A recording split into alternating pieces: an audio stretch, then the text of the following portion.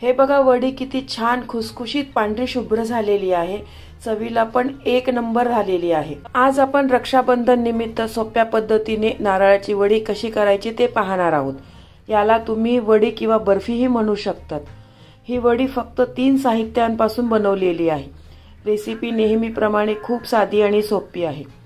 वडी करताना बरेच जणांच्या तक्रारी असतात की वडी ही फारच मऊ होते किंवा मिश्रण इतकं घट्ट परतल्या जातं की अक्षरशः इतकं कोरडं होतं की वडी सेट करता येत नाही।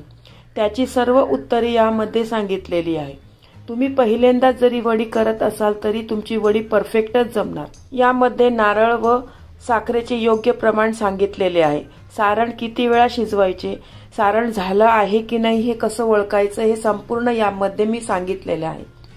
ही नारळाची वडी बाहेर 7 ते 8 दिवस टिकते व फ्रीज मध्ये 15 ते 3 आठवडे चांगली राहते।